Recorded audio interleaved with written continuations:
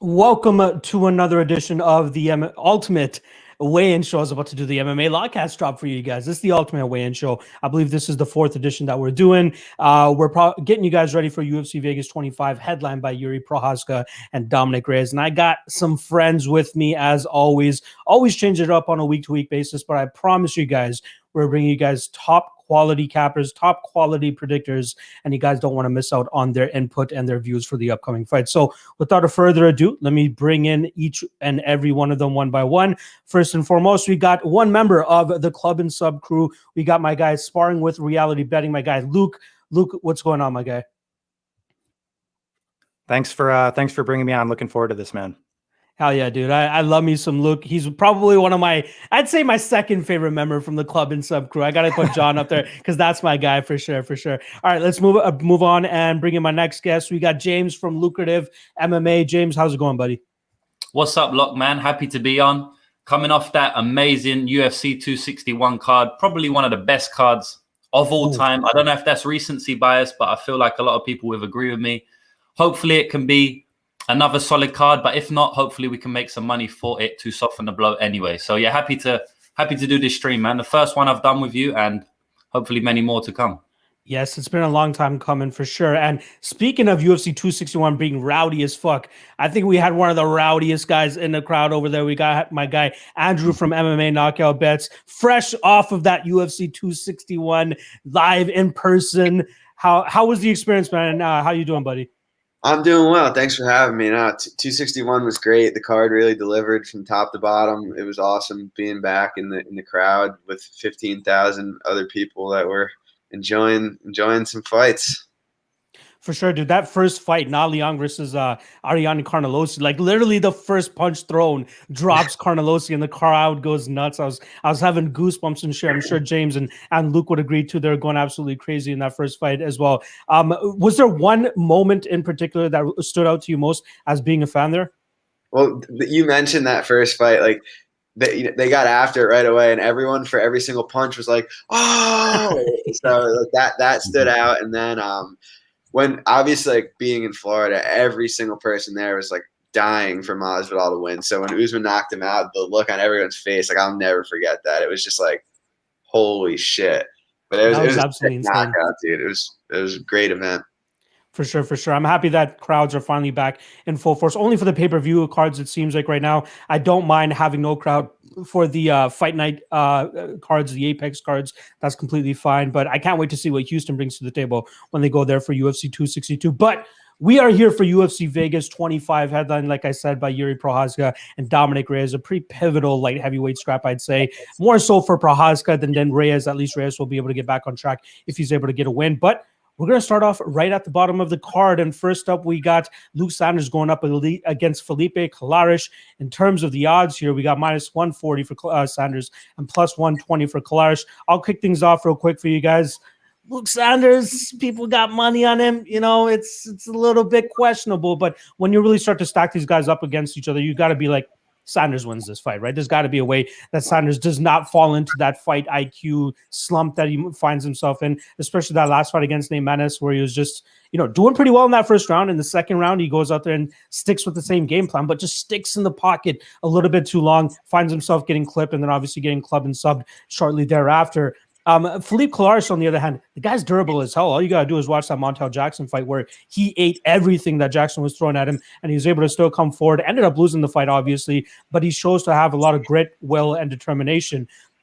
For some reason, I just can't end up picking Luke Sanders here. I'm going with Felipe Colares ever so slightly. I think he could pull off another club and sub type of situation. His cardio is a bit of an issue. That's obviously something that you need to worry about when you look at his fights. But with Luke Sanders, man, I just can't find myself putting money on this guy anymore. Even maybe if he's an underdog, possibly. But at minus 140, I'm a little bit skeptical about it. Colares seems to have that dog in him. He seems like he's going to be able to put together some solid combinations, maybe counter him, again, club and sub situation. Obviously, the best path to victory would be to take Sanders down and try to get his jiu-jitsu going. but I'm not 100% sure he's going to be able to get the much better wrestler and Sanders down. So it's probably going to have to come from a guard pull or something sneaky in the clinch, or again, like I said, a club and sub situation. I'm ultimately going to go with Colares. I probably won't be putting any dollars or even lunch money on it, to be honest. But you guys are not going to catch me putting money on Luke Sanders until he distances himself more from those performances that he had where he just slips up and have these moments of just brain farts essentially and ends up losing the fight. So I'll go with Colares. And I think the under 2.5 is actually a very sneaky spot as well, as I think both guys have very good finishing potential here. I'm going to go with Colares getting the club and sub probably in the second round here. Luke, I'll let you take away from for the next perspective. Who do you think has the better shot here? And is Luke the rightful favorite? Yeah, I think the line's probably right about where it should be. I think Colares, isn't the greatest fighter in the world. He obviously, has potential, submission upside in the fight, but it's always came, in terms of Luke Sanders, it's been more fluky type stuff, or, even in that Yuri Alcantara fight, like he was absolutely bombing on Alcantara. And then, it came, even like you touched on the Manis fight, he was getting after it, probably won that early round. Then, quote unquote dies. Colares, tough dude. So I think if you are to play it, instead of like playing the Sanders money line, or kind of just more so playing Colares as a fade to Sanders, I would say more so just look to like Sanders decision or something, and just bank on the durability factor of Colares, because I do have a decent degree of confidence that Sanders is going to be the superior minute winner here, and doing more. It more so just comes down to, whether, that fight IQ durability type of thing comes into play. But in general, it's really not a fight I want my money on. But on paper, this should be a good fight for Luke Sanders. Yeah, it's funny because we got Luke Sanders coming into the UFC. I'm pretty sure he was undefeated, and then he's racked up a couple of losses. And again, those losses don't look the greatest considering how he ended up losing those fights. James, are you giving him a better shot to win this fight and try to start living up to that the characteristics and the perspective that we had of him before he came into the UFC? It's a close fight, man. I kind of agree with Luke. I believe the line is probably about where it should be, but it's funny I say that because I'm saying that Luke Sanders should win the fight if he's a favorite right now, right? But at the same time, I just feel like Colares is going to pull off a submission, because we've seen Luke Sanders do it throughout his whole career, like he always drops the ball. And it kind of reminds me a little bit of this Cole Roberson versus Brendan Allen fight last week, right? I know a lot of people on Cole Roberson, and they were kind of saying that the reason they're betting Cole Roberson is because if he shows good fight IQ, he should win the fight. But you can't really say if he shows good fight IQ if they haven't done it too much in the past. And it's kind of the same situation with Luke Sanders here. It's not like every single fight he shows terrible fight IQ, but there's been multiple occasions now where he's winning the fight comfortably and then he drops the ball. So I can't bank on him to not drop the ball against someone like Colares, who I think is a decent fighter. They're pretty well matched. I mean, it's not a huge disparity in the skill set. But the one thing that is a huge disparity, in my opinion, is just that Sanders seems to drop the ball all the time. And I feel like Colares can probably wrap up a submission if that happens. I think the submission is at like plus 400 right now. 20% indication. I feel like maybe it could be 25%. Probably some value on that line. I'm taking Colares to get a submission win here. Yeah, I get what you mean in terms of like we're saying if they show a good fight IQ, right? There's a similar situation where we had Dan Ige against Gavin Tucker a couple weeks ago, and I'm like, I need Gavin Tucker to distance himself a little bit more from getting knocked silly before I can trust him with my money again. And lo and behold, Dan Ige knocks him out within 30 seconds of that fight. Andrew, how are you seeing this fight? Are you giving Luke Sanders a better probability than we're giving him right now? Do you think he shows better fight IQ tonight or tomorrow night? Sorry, dude, fuck betting. Fuck betting after that last fight, bro. I was so pissed off. I sat right on that couch. I watched him beat Manis the first round, come out and start piecing him up in the second round. Then all of a sudden, shit's just going south too quick. I have zero interest in betting this fight. There's no props that interest me. There's no money line side that interests me. Pass all the way. In terms of a prediction, though, who do you think ends up winning the fight, even if you're not putting money on it? Jeez, I don't know. Flip a coin. I guess Sanders. All right, you're on the Sanders side here. All right, let's move on to the next fight here. We're going to keep things moving on. We got KB Bhullar versus Andreas Michailidis. Luke, I'll let you kick this one off, buddy. Yeah, I don't think there's too much to unpack here because I do think the tape on Bhullar's pretty limited. I guess it's probably more so the Mark take that I think, Michailidis comes out here and probably smokes him. But then again, that's really only happened once. It was against Tom Breeze for Bhullar. Tom Breeze is, a good fighter, at least on his best day, to say that. So you can't take too much away from the guy in that. Michailidis kicks pretty well. It's more so even just the power of Michailidis and his willingness to throw.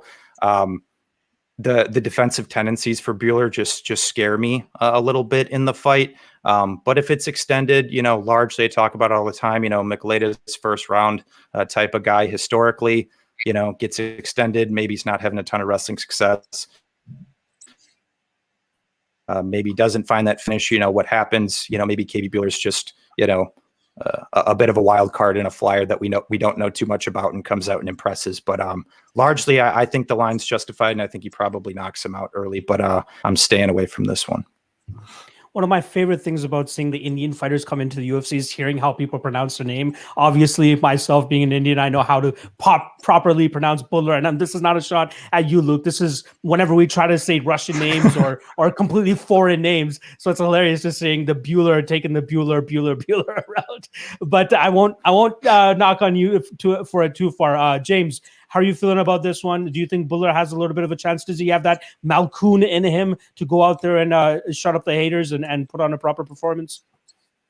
I don't know, man. I have to agree with Luke again, to be honest. I feel like Michailidis probably comes out there and knocks this dude out in the first round. He's got a hell of a lot of first-round knockouts on his record. He's fought considerably better competition than KB. How do you pronounce it? Bhullar. Yeah, I'm getting it right. Bhullar. Good luck. He fought better competition than him. He got a step up in his last, KB got a step up, got knocked out by Tom Breeze. Yeah, it's not a huge, it's not a terrible look to get knocked out by Tom Breeze. He's obviously a decent fighter. And a lot of people are saying he got knocked out by a jab. If you actually watch that fight, he got hit with a beautiful straight right or a straight left, and it really shook him up about 30 seconds before he got knocked down with that jab. So it's not a good look to get knocked down with a jab. But at the same time, I feel like his bell was rung early and the jab kind of finished him off rather than, started it and finished him off at the same time. So I give him a little bit of leeway for that, but I still feel like he's going to get knocked out in the first round. The one thing I will say is if he doesn't get knocked out in that first round, I've seen Michailidis go into the third round before against, I don't remember the guy's name, but it was on a regional scene and he was 9-1. So it seemed like he might be a decent fighter, but you can never really tell with them records on a regional scene. When he did go into the third round, I mean, they were both gassed, but it was an embarrassing fight because midway through the second round, Michailidis was completely gassed, right? And he got stopped in that third round. Both of them gassed, really. So I do have some questions about his gas tank. And if KB Bhullar does survive that onslaught that I'm expecting is going to come his way, he's definitely live for a win there. But I can't bank on that happening. And then also, I'm not going to be laying minus 250 on a potential gasser, especially when there's not a lot of tape of KB out there. So, yeah, it's a pass fight for me, but I guess I'm going to go with the first round knockout as my prediction. Yeah, you're talking about Vladimir Maniv, who he fought for Fight Nights Global. That guy is now 15-1-1, so maybe he's not too bad, right? Andrew, how are you seeing this one? Yeah, I think there's probably a case to be made that Bhullar's one of the worst fighters on the roster. Oh my God. And I said that going into the Breeze fight, and I know there's limited tape, but there's just nothing I see from him that's impressive. He keeps his head straight on the center line. Like, I don't even know what I could say about that he does well, but at the same time, like you guys touched on, there's pretty limited tape, so I'm not going crazy to back Andreas at minus 250 here, but I'm picking him to win, and this is probably it from Bhullar in the UFC. I hope they give him at least one more crack. In terms of like the type of matchups that they're giving him, not really the greatest. But then again, if you're not able to beat a guy like Andreas Michailidis, you probably shouldn't be in the UFC. I think his 8-0 record coming into the UFC was slightly padded with Canadian journeymen. I mean, you got the most notable name is Matt Dwyer, who, if I'm not mistaken, I think he went winless in the UFC. But regardless, at most he probably only got one win, and he beat him over a 5-round period. And a lot of people thought that that's good enough for him to get into the UFC. I think Cody touched on it last night on the Propping You Up show. He took like a 2 or 3 year hiatus from the MMA world because he was cornering his brother at an amateur fight, and he took a pretty bad injury to the head. I forgot exactly what it was, and it made him question himself as to why he wanted to continue fighting. So he just stopped fighting. He was continuously training, but he just took this hiatus from the MMA world and then decided to finally come back and continue his winning streak. But beating guys like Cody Cran and Matt Dwyer before coming to the UFC, it doesn't really say that you're going to be successful in the UFC. And that's exactly what we've seen last time. You got to give him a little bit of a benefit of the doubt the last time around, right? The level of competition that he took up, that step up was just next level, right? Tom Breeze compared to freaking Matt Dwyer is just night and day. And say what you want about Tom Breeze right now in his current form, but I still think that that guy's a very good fighter, especially when the matchup stylistically benefits him. And I think that's exactly what happened that night against KB Bhullar. But yeah, I kind of still expect the same thing to happen here. Andreas Michailidis is just going to buzzsaw through his defenses. He did, some solid work against Bukowski's up a weight class against a much bigger guy and was able to close the distance very well and get his own shots off. And KB Bhullar doesn't seem like he does the best job in terms of maintaining his distance. And I think that's where it's really going to cost him here for Michailidis, who, a couple years ago just left Greece to go over to MMA Masters, start training with those guys. And, you're getting a lot of better bodies in there and a lot of better training partners and way better coaching for sure. So he knew that he needed to take it to the next level. And that's exactly what he did. He was successful in the Titan FC realm. And then obviously that very unfortunate loss to Modestas Bukowskis last time, let's be honest, if that was actually cage behind him and not the door, he probably would have been able to get back to his feet. But it is what it is. At least he gets back into the UFC. And this is a favorable matchup. Is it minus 250 favorable for him? Probably not. I think it's just heavily skewed because of KB Bhullar's last performance. So, I wouldn't back Michailidis at this number. Maybe the KO prop is probably the best way to go here to get the best value that you can out of this matchup. But yeah, I'm ultimately going to go Michailidis, and I think we got a full-on sweep right there. All right, let's move on to the next fight. We got Sam Hughes. You want to talk about chalk? We got Sam Hughes going up against minus 400 Loma Lookboonmee. And James, I'll let you kick this one off. Kind of agree with the line, to be honest, man. I feel like Loma's going to put on a clinic here. I don't really see what Sam Hughes has for her. I guess the only path to victory I can see for Sam Hughes is if she's able to get top time. Loma can be taken down. We've seen her get taken down before. I believe Angela Hill took her down. I believe Jinyu Fry took her down also. She got back to her feet. But, this fight is going to play out primarily on the feet, I believe. And Loma is just a level above there. She's a very solid Muay Thai striker. She's probably got one of the best Muay Thai fundamentals in the UFC, in my opinion, male or female. Now, obviously, you got Valentina Shevchenko, Joanna Jacek, people like that. They've got higher level Muay Thai probably, but they've adapted their Muay Thai to MMA game more than Loma. Loma still has that Muay Thai style. She hasn't yet adapted it that much. And just fundamentals, strike for strike, technique for technique. I feel like she's very clean, very crisp, and she's going to be able to pick apart Sam Hughes on the feet here. Now, when it does get into clinch range, which is what I believe Sam Hughes needs to do in order to take Loma down, Loma's going to dominate in the clinch, right? She's going to probably dump her on her ass with their Muay Thai sweeps whenever she wants. She's got hard knees to the body in the clinch. Her clinch is very strong, like any good Muay Thai fighter will have. So I think she's going to be landing knees from the clinch really heavy. I think they could hurt Sam Hughes badly. I also believe that she can land them elbows whenever she wants from inside the clinch, which could, maybe cut Sam Hughes open. We could be looking at another doctor's stoppage, which Sam Hughes got in her last fight against Tisha Torres. I feel like Sam Hughes needs to probably catch Loma off guard and shoot a double leg or a single leg in order to get her down. I don't think she's going to be able to grind her up on the fence and then take her down because she's just too strong in that clinch. And are you really going to bank on her shooting double legs and catching Loma off guard?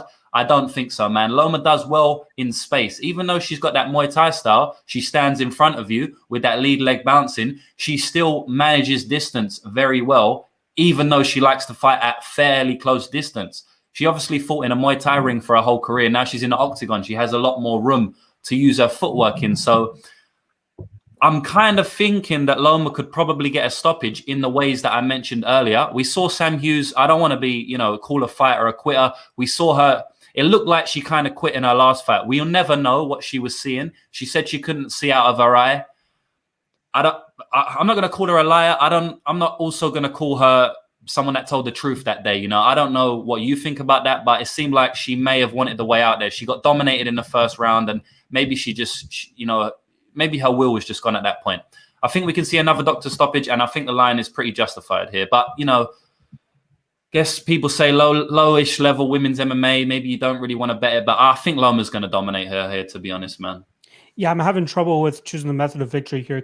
I could see her absolutely starching her on the feet, you know, cumulative damage, you know, cutting her up and all that type of stuff, or just going out there and winning by decision. It's very tough to call, but yeah, I do agree with the line being as wide as it is. Andrew, how do you feel this one? Do you see any value at all on Sam Hughes here? No,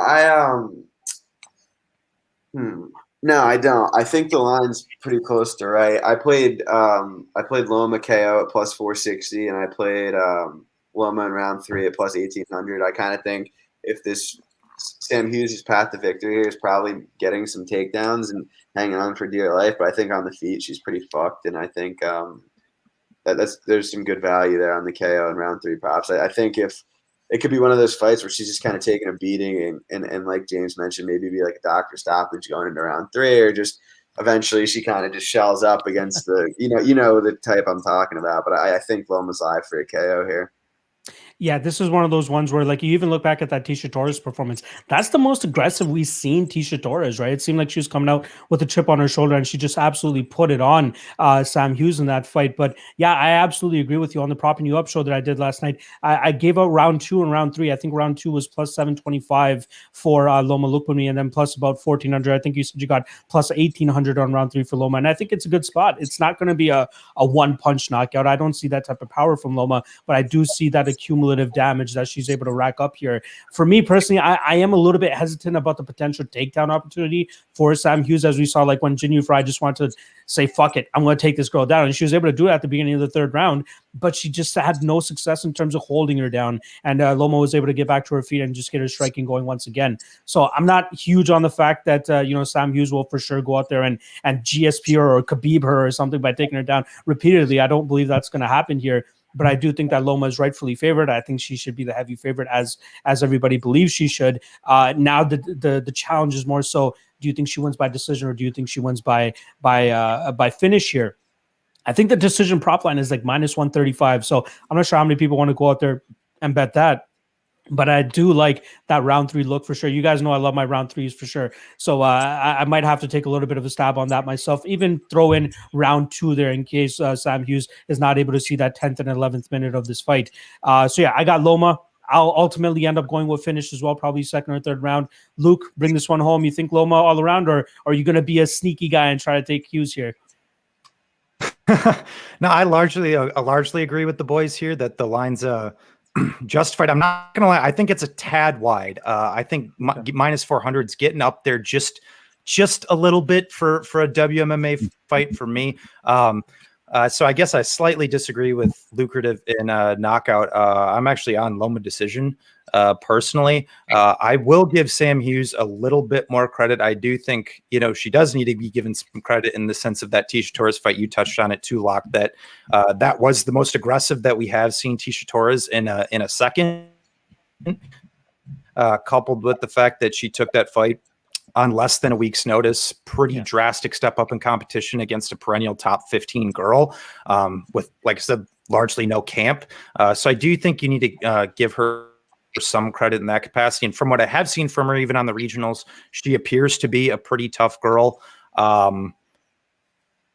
Could Loma, I guess, stop her corner stoppage? Sure. But in general, I like Hughes to tough it out, probably get beat up here. Largely, yeah, Loma's going to be the minute winner. But WMMA fights, I'm not trying to get too sneaky with it. I think Loma's the clear minute winner instead of laying, that minus 400, minus 300, throwing Loma in your parlays. I think taking her by the most likely path is the play. And not to mention, even against Frey, I mean, she beat the living hell out of Frey for 15 minutes, didn't finish her either.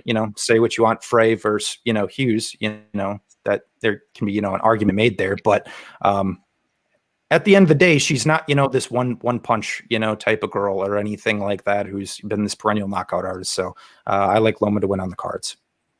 I would say one last thing about Loma Lookboonmee. A lot of people are underrating her ground game as well too. Like obviously we saw the Angela Hill fight where Hill was able to get her down and kind of grind her out that way. But if you watch her Invicta fight, she actually shows some good fight IQ in terms of mixing up her striking with her takedowns and doing some good work from on top too. So she's not just a Muay Thai fighter, and I'm sure the work she's doing over there at Tiger Muay Thai with that wrestler George Hickman, their head coach over there, I'm sure it's helping her round out her game. All right, let's move on to this next fight here. We got Kai Kamaka going up against TJ Brown, and in terms of odds, we got minus 150 on Kamaka and plus 140 on TJ Brown. Andrew, I'll let you kick this one off. Yeah, I mean, this is just nuts. I mean, Kai Kamaka literally gives his back every single time he gets taken down without fail by Jonathan Pierce, who I genuinely, going into that fight, thought was one of the worst fighters on the roster. Let me tell you a story. I went on a streak for about a year and a half where I never lost a bet on someone minus 300 or higher, a year and a half. I bet Kai Kamaka at minus 300 against Jonathan Pierce. Goes to show how low I thought of Jonathan Pierce, and still do, by the way. We could say that for another time. Kai Kamaka manages to get taken down, gives his back every single time. I can't believe he's favored here. I think Brown's going to win. I think Brown's going to submit him. I like it. I actually like Brown here too. He's probably one of my favorite underdogs on the card. Kai Kamaka, it's weird that he has all these decision victories on his record, but his cardio seems a little bit suspect, right? We didn't get to see too much of it exposed in that Tony Kelly fight, as Tony Kelly was exhausted as hell too, but they were going at it in a fight of the year kind of fight, right? A lot of people were high on Kai Kamaka after that fight. Did he live up to that minus 245, minus 250 price tag that night? Probably not, but he still ended up getting the victory. And then obviously the Jonathan Pierce fight, we see Pierce got it out a little bit longer and then eventually get that takedown at the end of the second and ground and pound him out. But TJ Brown obviously has a little bit of cardio issues himself, but I'd rather go with the grappler here compared to the stand-up fighter with no power on his shots. So I'd rather just go with TJ Brown to drag this fight to the ground, get his game going. Like, it's funny when you see the TJ Brown versus Jordan Griffin DFS points, he pretty much had the same amount of points that Griffin had even after Griffin won, just because of takedowns and crown control time and all that. And I really like his approach in his fights. And I think he'll be able to do that perfectly here against Kamaka, as I don't think that Kamaka has great takedown defense. Again, I don't think he's much of a threat on the feet. He has some good combinations, don't get me wrong, but he just has no power on them. And I don't think it's really going to threaten TJ Brown here. And I know the whole running joke of this whole week is, I can't wait to go to the betting window to lose more money on TJ Brown. But it seems like a spot that he should come through as an underdog. So I'm going TJ Brown. I think he's going to finish as well. And this is another spot that I actually like as a third round prop. Andrew, go ahead. No, I just wanted to say one more thing to follow up on your point with the with TJ Brown's cardio. When you're wrestling / grappling and you're getting your resistance met to the point where he was against, say, Jordan Griffin, who's also a pretty legit grappler, that's like night and day what that does to your cardio compared to when someone who's not going to give you that resistance. Like him grappling Kai Kamaka is not going to do the same thing to his cardio as if he was trying to grapple, say, I don't know, insert decent grappler here. Like it's night and day. Trust me. When you're wrestling someone who's meeting you at every single turn head on, you have to push to 10 out of 10 to fight for every single inch in every single position. It's night and day with cardio compared to what I personally think he can do to Kai Kamaka. I think it's not more grappling based, but I think the perfect example is like Gilbert Burns versus Tyron Woodley versus Gilbert Burns versus Kamaru Usman, right? You see the gas thing kind of fail him. There's way more action, way more resistance from Kamaru Usman than he was getting from Tyron Woodley. So I absolutely understand your perspective from there. So yeah, we're both on Brown. We think he gets the finish. Luke, how are you seeing this one? If his connection is working. Luke, you look that over there. All right, we're going to get him. I'm going to boot him out and then get him back in here. James, I'll let you kick it off right now. Yeah, so I've got quite a lot to say about this fight. I mean, just with what you guys said. So, look, I'll be fully transparent. I've bet TJ Brown here. I bet him at plus 140. I don't think he should be a plus 140 dog to Kai Kamaka, but I don't think this is a home run win for TJ. I feel like this fight is a close fight. I feel like it should be about 50-50. I'd probably line TJ Brown a slight favorite. The thing about TJ Brown, which I don't like, because you guys have said what you like about him, and I agree with everything you said, right? But let me just give Kai Kamaka a little bit of credit and TJ Brown maybe a little bit less in this matchup. I feel like it could be close because TJ Brown's a good wrestler, right? He's going to spam takedowns, which is what you want. He didn't really do it in his last fight too much against Danny Chavez, but I'm going to let him off the hook there. He took some heavy calf shots. He couldn't really get distance that well. It was a bit of an anomaly fight, in my opinion. It's not going to happen the same way against Kai Kamaka. But I don't really like TJ Brown's game in general, as in, I know he'll go for the takedowns. I just don't think he's a very high-level guy, man, to be honest. And I don't think Kai Kamaka is that high-level either, but I feel like it's a close fight. TJ Brown, when he gets on top, which he will get on top in this fight, he loses position a lot of the time, like very regularly. He'll get swept. We've seen it multiple times in multiple fights. You know, Jordan Griffin, of course, that happened and he got submitted. But in other fights, he's been swept loads of times. His cardio isn't the best either. I've seen him slow down in more than one fight. I know Kai Kamaka has questions on their cardio, but I wouldn't say that TJ Brown is like has a great advantage in the cardio realm in this fight. The reason I've played it is just because I think the line's off. I think TJ Brown should be a slight favorite. And I could see TJ Brown getting a submission as well, possibly.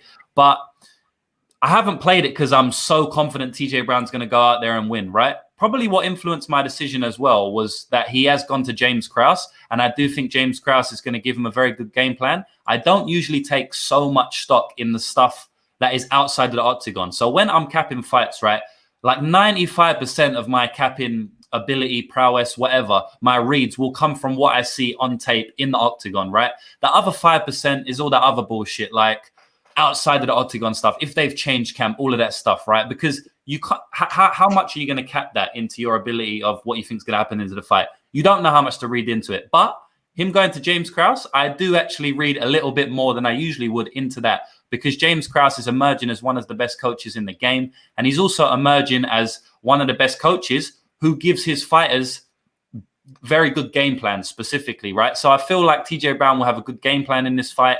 But I wouldn't be surprised if Kai Kamaka comes out here and wins this fight. But at the end of the day, if we want to be profitable long term, we should be betting the numbers, not just betting the fighters who we think are going to win the fight. And I agree with Andrew. TJ Brown should not be the dog here. If anything, he should be the slight favorite. And that's why I've bet him. Yeah, the James Krause thing is a huge thing for sure. Look what he did with Derek Minner, changing that guy to a decision fighter all of a sudden, and not to mention the ability that he's able to give these guys advice in between rounds too. I'm sure that definitely helps with adjusting your game plan on the fly and seeing what you see inside the cage. Luke, we lost you for a second, but we're back. What do you see in this Kai Kamaka and TJ Brown fight? We're all on Brown, it seems. Are you the sole guy on Kamaka here, or are you joining us on this underdog train? Yeah, so I'm going to play contrarian here, and I think Brown's actually the trap of the week. Well, I shouldn't say necessarily trap of the week, because it's one of those spots where I think it almost seems so obvious that he should get takedowns here, should sub Pierce or TJ Brown based on the Jonathan Pierce fight. But similar to, I guess to give a little narrative to Kai Kamaka, similar to, Brown going to glory. Well, in that, for that Jonathan Pierce last camp, he was in the middle of moving his family all the way from Hawaii to the States. He's in the States full time now, training at a real camp with Extreme Couture. His main training partners for the camp, guys like Patchy Mix, Jeremy Kennedy, Dan Ige, Mads Burnell, all four elite level wrestler grapplers at 145 pounds, to might add. So I'm just saying, I'm not saying the guy's going to diametrically change his bottom game in 4 months by any means, but that's a murderer's row of guys to be working with the last 4 months. So if I had any degree of confidence, that the guy could have improved his bottom game, there's that. And Kai Kamaka is a D2 wrestler as well, has looked good from top position. But my sneaky angle for the fight, actually, despite, Kamaka not being this, KO guy historically, we've seen Brown KO'd a couple times. He's been dinged in a couple other fights. Kamaka throws heat. I actually think we see Kai Kamaka KO TJ Brown, so I don't necessarily hate the TJ Brown stabs, but to be honest, I think the play for the fight is the under 2.5 at plus 170. I think both guys have finishing upside in their capacities. Like I said, despite Kamaka being a decision machine historically, Brown is a guy who will swing on the feet, pretty defensively liable. Like I said, has been hurt, knocked out multiple times. So I see both guys having paths to finish. Instead of backing one of the sides, I'd rather back violence. Violence is always the way to go. I love me a nice under bet there, and I definitely like it. Like, again, I think Brown has the ability to finish this fight. I'm not as sure about the Kamaka side, but with the deficiencies that we see in TJ Brown's striking prowess, I could definitely see that opening there for him. All right, let's move on to the next fight here. It was supposed to be Gabriel Benitez and Jonathan Pierce. Jonathan Pierce elects not to fight, so we move right on to Randa Markos versus Luana Pinheiro. I believe this is still the prelim headliner. We got minus 155 on Pinheiro, plus 145 on Randa Markos. I'll kick this one off. We see this week in and week out, right? We see the women's MMA debutante coming in, either undefeated on the regional scene or, a great streak that they're currently on. With Pinheiro specifically, we got 6 straight knockout finishes in the first round against very skeptical competition. You got to say the best fighter that she's fought in that time was her Contender Series fight. And you want to talk about a setup fight? Like, they can say what they want on the commentary about this girl being on a 3-fight winning streak and the matchmakers loving this new form that she's in. But we all know who they're there for. We all know why Luana Pinheiro was like a minus 500 favorite going into that fight. I still have question marks, right? I'm not going to be sold on a girl that can go out there and stiff girls within, a minute or 2 minutes or 3 minutes, whatever it's been in her last 6 fights. So I just don't feel uber confident going out there and playing minus 150, minus 160, minus 170, which she was at earlier in the week on Pinheiro. Say what you want about Randa Markos, but this girl is durable. The only time I believe she's been finished twice inside the UFC, once by Courtney Casey by armbar, which I believe was over 4 or 5 years ago at this time. And then obviously most recently to Mackenzie Dern via armbar. And all week she's talking about, I'm not going to engage in the grappling. And what does she do? The first thing, once Mackenzie Dern flops to her back, she engages in the grappling and she gets tied up and then eventually gets armbarred in that fight. So this is do or die for Randa Markos, right? She's 10-1. She's at 500 at this point in time. And she's on a 3-fight losing skid. So she changes things up. She goes down to Travis Luter's gyms in Texas and tries to round out her jiu-jitsu game or just try to get some different looks to hopefully save her UFC career. But can we just take a moment and recognize the amount of balls from Randa Markos to accept the amount of fights that she's been accepting against the level of competition she's been accepting it against, like Amanda Ribas, Mackenzie Dern, Kanako Murata, who was making her debut, but obviously was very highly touted from her regional scene, has good skills, has good wrestling, and she showed it off in that fight against Randa Markos. And now here comes another hot prospect that she's like, I'll take her.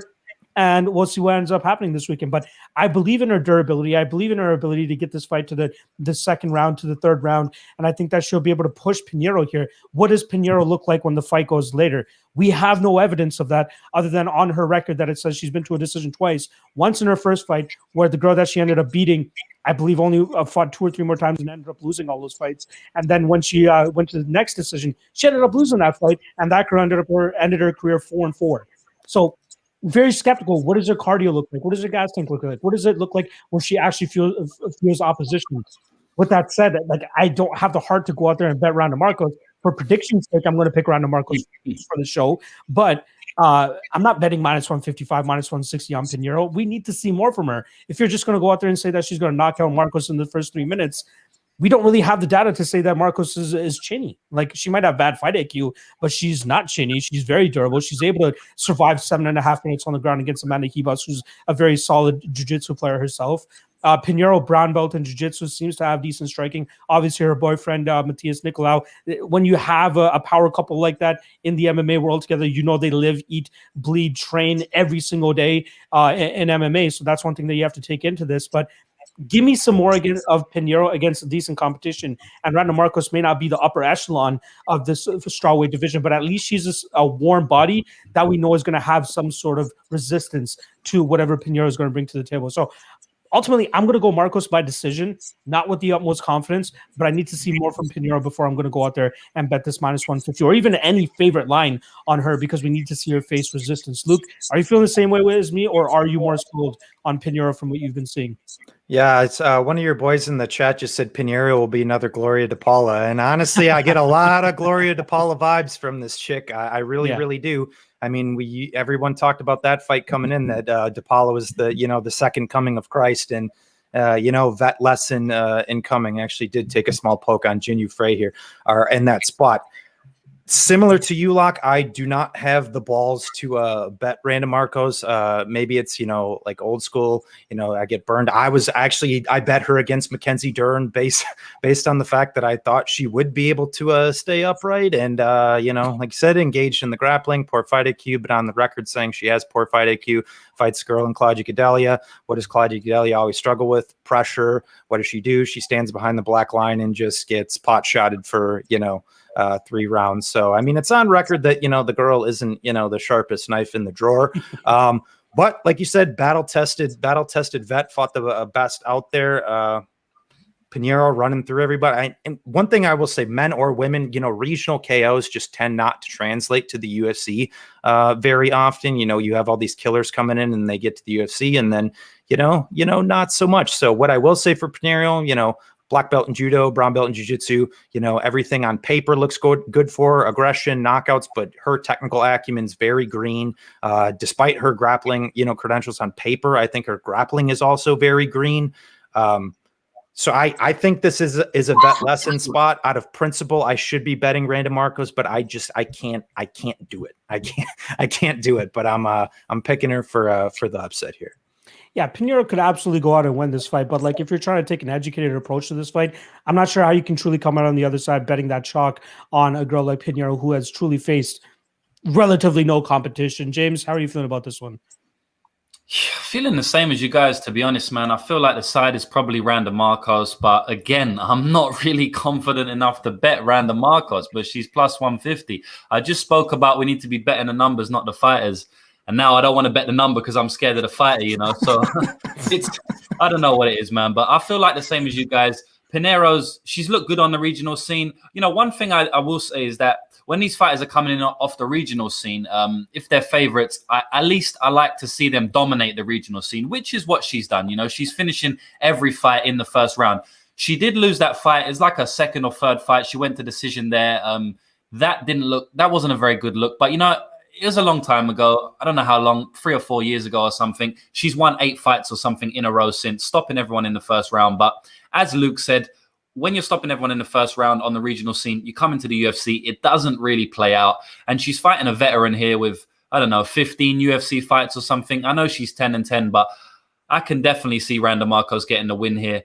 Pinheiro's, her win condition, usually on the regional scene, is round 1, right? So if she doesn't get that round 1 stoppage, what's going to happen then? Are you really going to bank on her, grinding Markos out or winning another round? Like, anything can happen. If you want to play Pinheiro, might as well take a shot on round 1 because that's probably going to be plus 400 or something. I mean, if you really want action on the girl, you might as well say she's going to do what she's done for her last 8 fights in a row. But I think the side is Randa Markos. I'm picking Randa Markos, but not confident either way, really. I don't really have too much to say about this fight. You got plus 525 on Pinheiro to win inside round 1. So if you are looking to back her, not a bad angle there from my guy James. Andrew, how are you seeing this one? I'll be the one with some nuts here. I played Randa Markos at plus 155. Hey, let me just read you something. Let me just read through really quick Randa Markos' past opponents and their credentials. So her most recent fight was with Kanako Murata, who is an Olympic level wrestler. The one before that is Mackenzie Dern, who's currently ranked in the top 5. Amanda Hebas, who is at the worst, the top 10 strawweight right now. Is that fair to say? Top 15, maybe? Yep. Ashley Yoder, who she beat. Claudia Gadelha, who is a former title challenger. Angela Hill, who she beat, who I think is probably ranked in the top 15, if not close to that right now. But you guys are starting to get my point. I mean, it's like, this is Randa Markos' easiest fight on paper in years. If I can't even remember the last time. Just going through it a little further, Marina Rodriguez, no. Nina Ansarov, no. Maybe Juliana Lima back in 2018. That was 8 fights ago. I mean, maybe I'm already forgetting her name. Who's she fighting? Pinheiro. Whatever. Pinheiro. Maybe Pinheiro's good, and maybe she justifies being minus 170 or whatever she is. But it's until I've seen her do it, like there's no way I could possibly cap her at -170 here. Like to think that, like maybe, like I said, maybe she is good. And I say this every time we get a new regional person who's a big favorite. It's like, yeah, maybe they're that good. It's like, but for the amount of times they are actually that good compared to the amount of times they're lined as if they're assumed they're that good. I hope everyone's following what I mean by that. It just doesn't match up. So it's like, this is a kind of bet where I'll be perfectly, if Pinheiro goes out there and beats the shit out of her, like it's a bet I'm perfectly fine losing. I'll make it every time. Yeah, I'm right there with you. Like, you have to take some of these shots at times. Thankfully, you, out of all four of us, have the balls to do it. I had the balls to do it with Marina Rodriguez with the Amanda Ribas back in January. But like, there are certain spots you need to go out there and we're making all the points, but we're not pulling the trigger. You're the one pulling the trigger. So hats off to you, and I hope you actually catch that.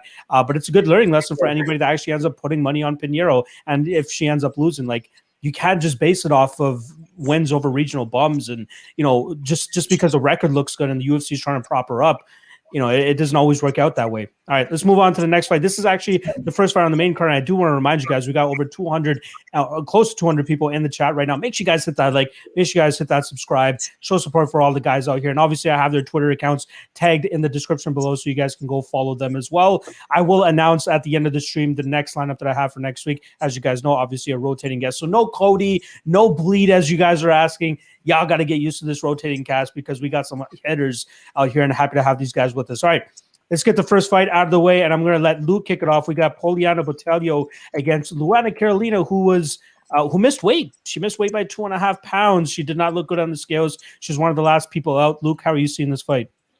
Yeah, I largely think it's a decent spot for Botelho, but I'm not going to lie. I think the line's starting to get a little ridiculous, to be honest.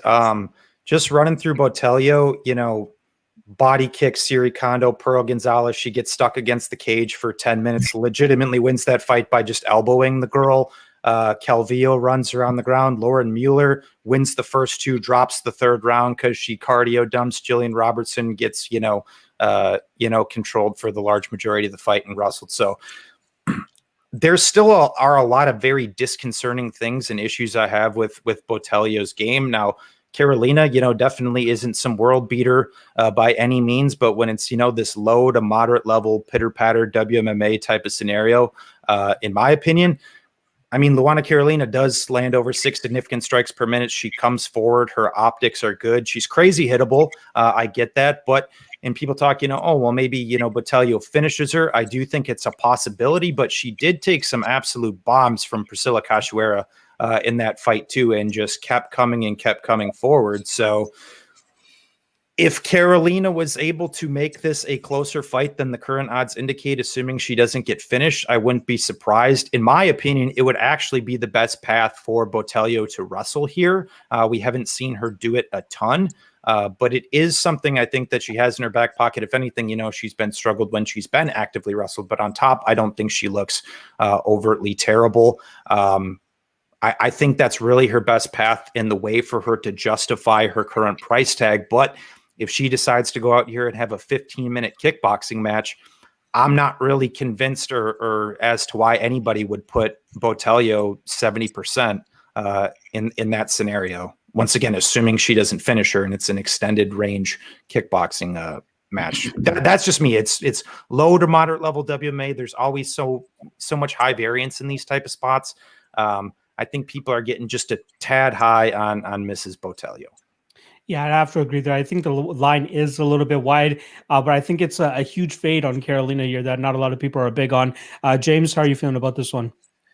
Man, I don't have much to say about this fight. It's like, it doesn't interest me at all. I taped it. I was like, I'm not going to go back and watch so many fights of these guys. The line's nothing special. I think Botelho wins the fight, but yeah, I'll just be repeating a lot of what Luke said, really. I'm taking Botelho for the win. I'm not looking at this fight to bet it in any way whatsoever. Andrew, how are you feeling about this one? Yeah, I'd be surprised if we got some good thoughts out of you for this one, because I feel like this is one that you would be passing too. How do you feel about it? Yeah, so now you're correct. But when this line was first out, I don't know if you guys are all like this. I know I talked to you a decent amount, but I taped cards pretty far in advance. So I like right when this fight got made, because I think it was like a short notice matchup, I taped it right away. and I kind of thought Botelho was going to win. And the line came out, and Botelho was probably like, I forget, maybe minus 170. And then the line started to come, like the first few days it was out, like kind of before people were really like paying attention to it. It got down to like minus 155 and then minus 140, and I think even minus 135. And I was like, and that was probably like a week ago. I was like, all right, I think I'd probably play this price. Like I think it should be wider. I think probably like minus 175, minus 200 range probably makes sense. And then I woke up the next morning and it had like shot up. So I was like, damn, I missed my shot, but haven't forced anything on it. I think Botelho probably wins, but it's kind of like you guys touched on. There's no real value at this line. Yeah, like I said earlier too, I think this is more so of a fade on Karolina, which is why the line is just skyrocketing in the way that it is. Talk about that nasty knee bar that Ariane Lipski was able to latch onto her when she last time fought. That was a fight that I was kind of surprised the line being as close as it was. I remember betting Lipski around minus 125, minus 130 there. And honestly, I hate to say this, like after running the tape, I was obviously on the Lipski side, but somebody posted that picture, that video of her doing the push-ups, and I'm like, like you're telling me this person's supposed to go out there and beat the Queen of Violence? Not happening. I expected it to come via TKO on the feet, but I'll take a knee bar as well. So good win for Lipski right there. But yeah, I'm definitely on the Botelho side here. Maybe inside the distance. Somebody even told me or brought up the idea of the under 2.5 at plus 260. I think that's not too bad of a line. I think the win condition there is there for Botelho to potentially get a finish, whether it's on the ground or whether it's on the feet. We know Botelho has some heaters in her hands, and if she does get this fight to the ground, like Luke was saying, I think she could absolutely, really wear on Karolina. And I don't really see what Karolina's truly good at. Maybe she has some output, maybe she has some volume, like the way she beat Priscilla Cachoeira, but it's fucking Priscilla Cachoeira, like a walking zombie that that is pretty much a mobile punching bag, and she was able to come away with the victory in that fight. I'm not sure if she's ever going to get another victory in the UFC, to be honest. But yeah, this Botelho fight is definitely this fight is definitely on Botelho's side for sure. All right, let's move on to the next fight here. This one I'm very interested to hear everybody's take on. We got Merab Dvalishvhili coming in at that obvious chalk. I believe he's up at minus 255 or down to minus 235 now, actually, and plus 215 on Cody Stamann. James, I'll let you kick this one off, buddy. Yeah, I see a lot of people on Twitter saying the line is a bit off, like value on Stamann. I don't know, man. I think Merab's going to Merab, I think he's going to do what he always does in every single fight. He's going to put that pressure on Cody. He's a decent wrestler. Merab doesn't really need to get takedowns consistently to win the fight, in my opinion. He only needs to threaten them. We saw John Dodson stuff, 10-ish takedowns or something of Merab last fight. He still won that fight extremely clearly. Cody Stamann's going to be a step below. I think Merab's going to be a level above, right? Now, we're going to Texas, and a lot of people are talking about the judging there. Maybe it's like This is still in Vegas. This is still in Vegas. Oh, okay. So, yeah. All right. Well, anyway, so that doesn't matter. But look, I just feel like Merab's going to do his thing here. Cody seems to slow down in a lot of fights as well, right? So I've seen a lot of people take round 3 off him. You don't want to be slowing down against Merab because he's going to put the same pace as he starts the fight with. He's going to end it like that. He actually might even end it at a higher pace than he starts off, right? So I feel like Cody could probably give him like a closer fight than maybe we've seen him against John Dodson, against Gustavo Lopez. He seems to dominate these fights. Maybe Cody makes it a little bit closer. I still think Merab's going to win every round, and I think the fight's definitely going to decision. I don't see a stoppage here. The most likely outcome is what I'm pretty confident in here. Merab to win via decision. If you just bet Merab via decision in all of his UFC fights, you'll be a rich man. You could probably retire from MMA betting. You don't need to watch shows like this anymore because the dude always wins via decision. It's like minus 150, I think now. I got in at like minus 135 or whatever it was. I think he's going to win by decision, probably 30-27. Yeah, Andrew, I want to pose this to you. I know you have a little bit of wrestling experience and all that stuff. Would you say that Cody Stamann is the best wrestler that Merab has fought? Ricky Simone is up there. Casey Kenny, I believe, has a little bit of a wrestling background too. But would you say that Cody Stamann is probably the best wrestler he's faced to this point? Listen, I've got a little better than just a little bit of a wrestling background. First of all, yeah, my whole point on this fight was going to be like, I get why Merab's the favorite. Like, I have no plays on this fight right now. I just kind of have a hard time seeing him doing that whole like absolutely like raping Cody Stamann like he does to like I just have a hard time seeing that. Like if you go back and watch Stamann's fight with Aljo, like Stamann got a couple takedowns there, Aljo got a couple takedowns there, but it was like very competitive. And Stamann he's a pretty solid wrestling background. Like he's not Jordan Burroughs or Ben Askren, but he knows what he's doing there. And I've kind of never been a huge fan of Merab's striking. I think he's going to get takedowns here at some point unless Stamann kills him right away, which I guess you have to factor in for some single-digit percentage outcome. But I don't know. I kind of think it'll be one of those fights where he's like kind of clasped around his back against the fence and doesn't really do that much with it. And maybe like in their few exchanges, Stamann lands some stuff and Merab probably wins like 29-28. Maybe like Stamann has one round where he hits him with some hard shots. I don't know. I think like typically a lot of fight day money comes in on Merab. So I'm kind of looking at it right now and thinking to myself, yeah, like if I were to cap this, I'd probably have Merab at like -200, -215 range. But I think I wouldn't be surprised if he closes at like -300 and I'd consider taking a shot on Stamann there.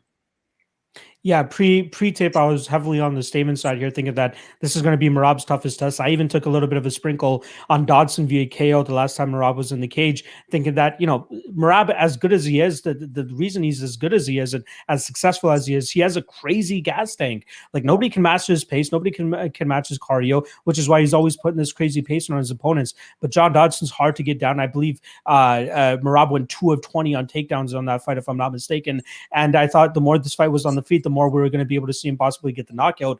Obviously, it didn't come to fruition, but I thought that once he starts fighting somebody that's technically better than him and can not match his pace, but at least be competitive in the wrestling exchanges, he's probably going to get into some trouble. And, Cody Stamann, obviously, I think is close to filling that mold, but I'm not 100% sure if he'll actually do it. I don't agree with the line. I think the line is a little bit too wide. But as James had mentioned, I think the best approach for this would be to take that decision prop, -135, -150-ish. I think that's accurate for Merab since that's more often than not his win conditions. And the same with Cody Stamann. When do we see him finish anybody? I believe even last night, the chalkiest prop Cody ever gave was last night at -300. The fight goes to decision. And that almost seems like a sure thing here, as both guys don't have that finishing ability or that real killer instinct. With Merab, his striking just doesn't look the greatest. It's almost robotic at times, just so that he can close the distance and try to get his wrestling game going. I just don't know how successful he'll be here against Cody. But I think even if he just gets into the clinch position, like Andrew was saying, and just push him up against the cage, try to overpower him, and then just suck that energy dry, I think that Merab will come out, a step ahead pretty much at all times in this fight. So I do lean with Merab. I think he wins by decision. But after running the tape, I'm not as keen on betting Stamann, nor am I as keen on betting Merab in this spot, but I still do think Merab gets his hand raised. Luke, bring it on home. How are you feeling about this one? Yeah, originally going into the tape, kind of similar to you, I thought I'd be giving more credence to Stamann, and after watching the tape, I really like Merab, to be honest. A couple fights to hit on. Brian Caraway, Stamann was taken down, controlled pretty easily in that first round of that fight, made it definitely a little greasier. That fight went to split. Obviously, he had a little success against Aljo early on, and then, we saw what materialized in, the second round, but it's Aljo, say what you want, but it's really that pressure blanket game that he plays and just plays it so well. So I'm not saying that, Merab necessarily, takes him down and controls him like on the mat for, 10 minutes here. I'm not saying, I see it more of being up and down, mat return, type scenario, just play that blanket game. And I think a really fun stat for the fight as well, like 52% of Merab's fights have taken place in the grappling in some capacity. Wow. Of 52% of that 52%, 92% of that time, Merab is in control position. And the only guy I think that exceeds that number is Gregor Gillespie. The guy's just control and pressure is absolutely unreal. So yeah, is his striking, a little herky jerky, but at the end of the day, he's not getting hit clean a ton. I think it is something that he has improved on. Now, yeah, if this fight's, a range kickboxing match, is Merab, -300 in that scenario? Absolutely not. I mean, Stamann went out there and had a ton of success against Kelleher, which I don't think a lot of us anticipated. His hands looked phenomenal, in that fight. All right, Andrew did. I had one of my biggest bets I've ever made to this day on Kelleher or on Stamann in that fight. Nice. Good call, bro. But at the end of the day, I'm kind of with James, is that I think Merab decision, it's the most likely outcome, even if Stamann is able to put up some more resistance than maybe I'm anticipating. Even 29-28 Merab grinding base decision is just such a high outcome in this fight. It's a great case in point where instead of laying the big chalk on him, throwing him in your parlays, buy down, most likely win condition, Merab decision is the play here for me. Yeah, this fight is definitely going to show us a lot about Merab, right? This is easily the toughest test he's fought to date. That Ricky Simón fight was interesting. Obviously, such a weird outcome in that fight. But I think this Cody Stamann is the perfect timing for him to see if he's able to really thrust himself into that top 10 of this division. All right, let's move on to the next fight. Sean Strickland against Krzysztof Jotko. We got some chalk on my guy Sean Strickland here, minus 265. And plus 245 is the return on Jotko. Andrew, I'll let you kick this one off. Can we just revisit how you said I had a little bit of wrestling experience? Just spell it out for us. What is the exact wrestling? I wrestled for 16 years, but okay. put some respect on my name, as Mark Usman likes to say. He's playing his Colby Covington guy. He's a Covington guy. He's trying to go heel on the pod, bro. Heavy Covington guy. Well, you guys want. Whenever Colby fights next, I'll come back on and I'll really get into character. But all right, perfect. I'll jot you down for that for sure. Yeah, pencil me in for that. But with Jotko and Strickland, I think Strickland's gonna win. I played him pretty big against Brendan Allen, inside distance money line plus I thought it was crazy. I played inside distance like plus 360. I had money line at plus whatever it was, but that was a nice cash. I don't know. Like Strickland's definitely the better boxer here. He's pretty good everywhere, really. He's well rounded, but Jotko kind of has some what's the word I'm looking for? Some good instincts to kind of make fights a little bit grindy and close. And I think maybe he might do that here. Sometimes I feel like Strickland doesn't always fight to his easiest win conditions. So I don't know. I definitely favor Strickland to win. I think he's going to get ahead on the strikes. He doesn't really throw too much power into his shots. He'll kind of pop, run up the numbers volume-wise. So I think he's going to win. He's probably live for a finish too, but I have no plays on the fight. I think the line's probably about right. Yeah, it's funny that you say that Strickland doesn't really play to his best win conditions. I was holding I believe it was a plus 400 ticket on Strickland to win by submission over Jack Marshall. He just decides to go out there and just strike with the guy for fucking 15 minutes. Obviously, it plays out for him and he actually wins the fight. But like, talk about fighting like not to the best of your abilities, or at least not to your best win condition there. But yeah, I absolutely agree with you. I think Strickland wins this fight. I think he cruises. Jotko obviously one of that poor like knockout loss streak that he had with Uriah Hall and Brad Tavares, and then obviously bounced back with a good grinding decision victory over Alan Almadovsky, and then obviously goes on and wins his next two fights. But like, he's mainly a striker. He tried to be that striker turned grappler because his chin wasn't really cutting it for him anymore. But how effective can he truly be in that realm when he's fighting guys, like Sean Strickland? Like if he goes out there and tries to take down Strickland, I think he's going to have a lot of issues. I believe Strickland has an 83% takedown defense rate.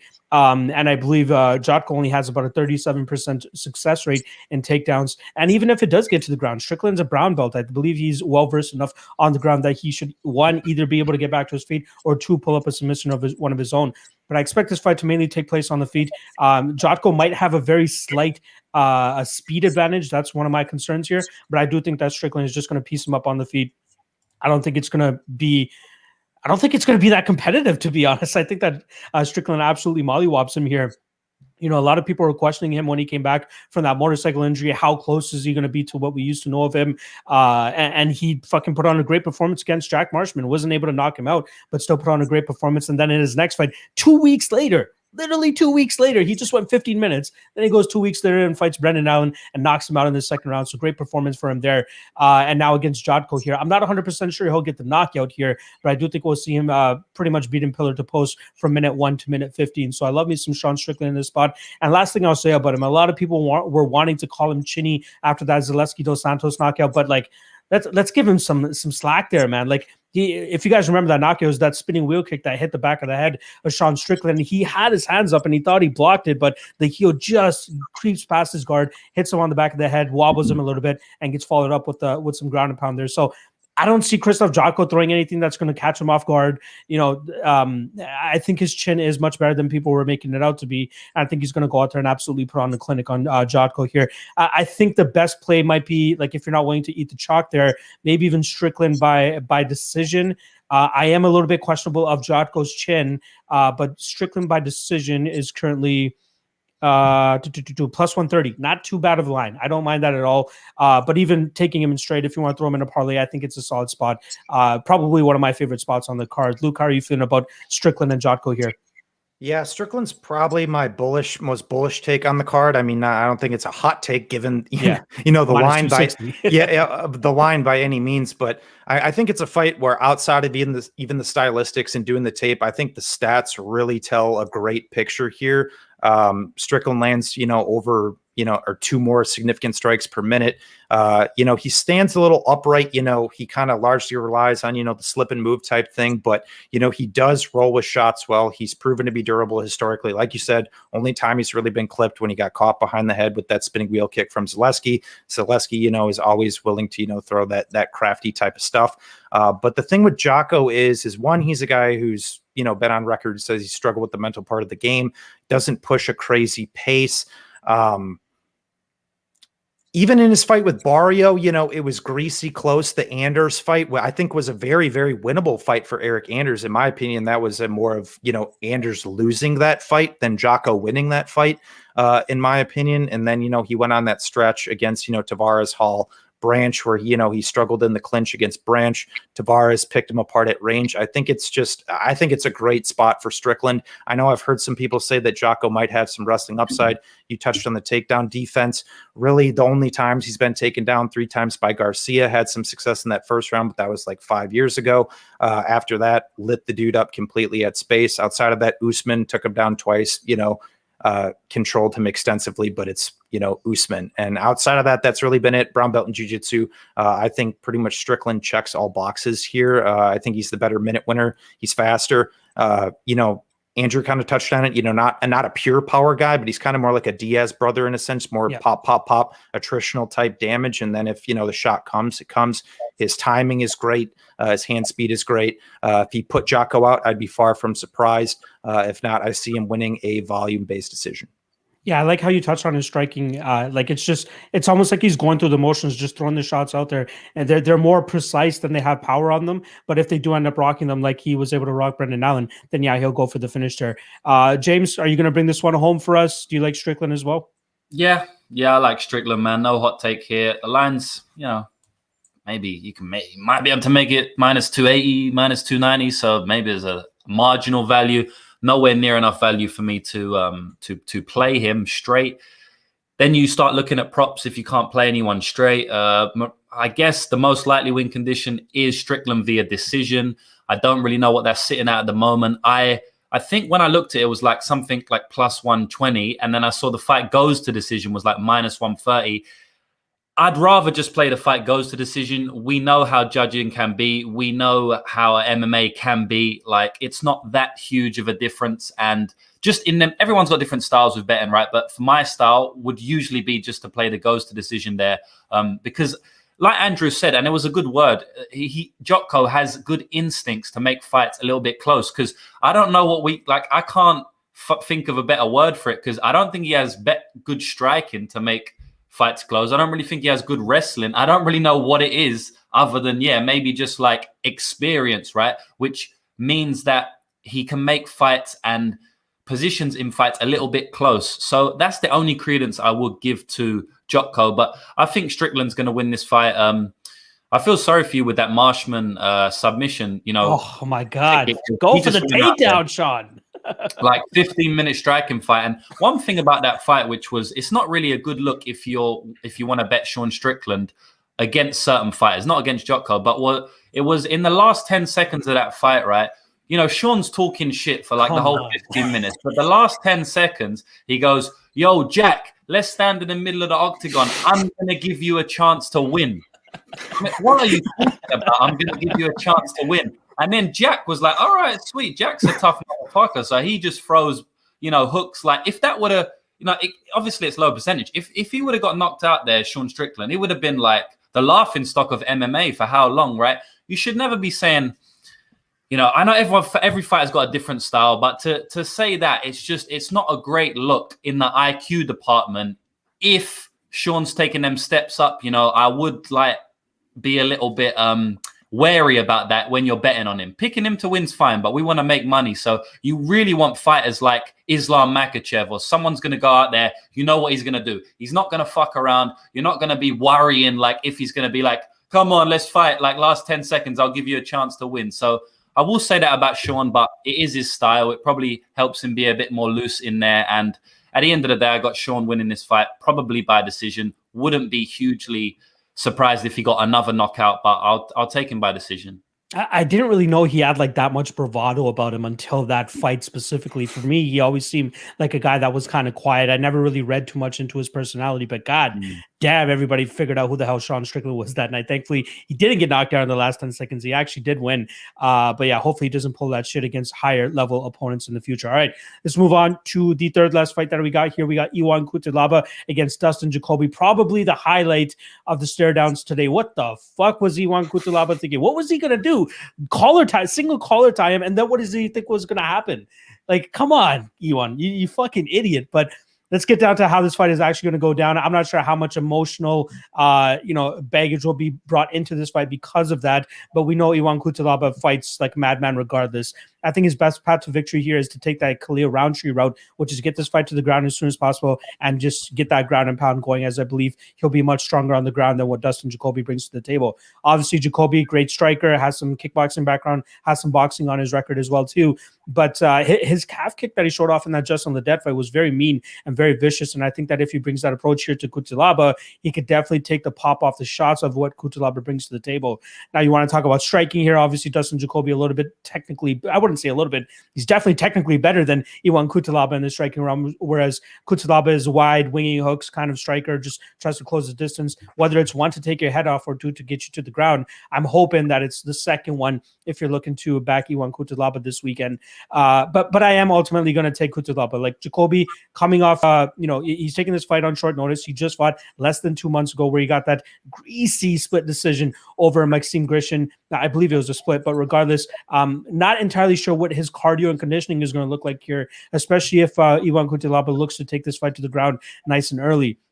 I think one of the things Cutelaba said to him in that stare down was, "You are my bonus." So I'm thinking he's trying to go out there and knock this guy's head off and try to give us a spectacular type of knockout or something.